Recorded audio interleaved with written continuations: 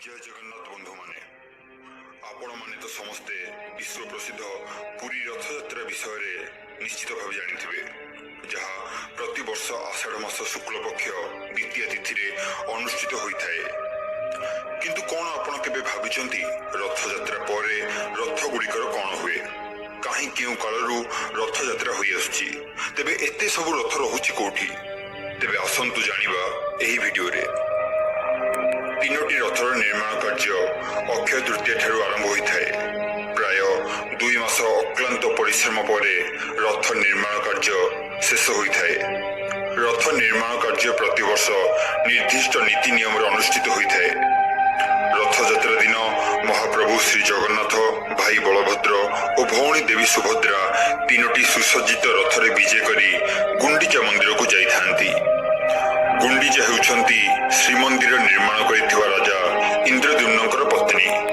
राजा इंद्रद्युम्न जेतेबेले श्रीमंदिर निर्माण करथिले प्रभु जगन्नाथ माउसी गुंडीचा को प्रतिश्रुति देथिले कि प्रतिवर्ष रथयात्रा दिन से भक्त माननकु दर्शन देवा सहित तांको घर को बुली आसीबे एवं सही दिन ठारू प्रतिवर्ष रथयात्रा रे तीनी ठाकुर माउसीमा मंदिर को आसी सेठारे 9 दिन धरी रही दशमी दिन पुणी बड़ देउल को फेरी जांती।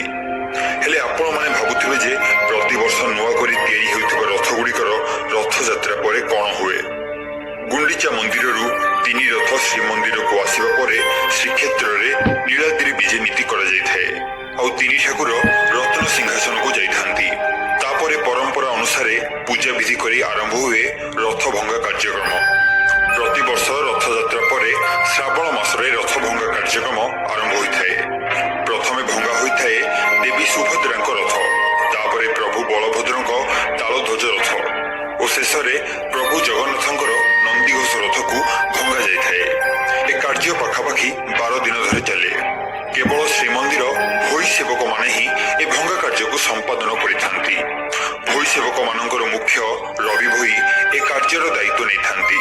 प्रथमे रथर दधि नौती भंगा जाइथाय, तापरे रथर पाराभाड़ी, चौदनाहक, दुआर बेड़ा, 6 काठ, कलश, सुआ और अणा इत्यादि को क्रमान्वये उपरु तल पर्यंत भंगा जाइथाय। जेउ भली रथ निर्माण कार्य तल चकठारू आरंभ होई दधि नौती पर्यंत जाई शेष होइथाय, सेहीपरि भंगा कार्य दधि नौतीरू आरंभ होई चक्काठारे शेष होइथाय। क्रमान्वये रथर 34टी जिनिस को भंगा जाइथाय।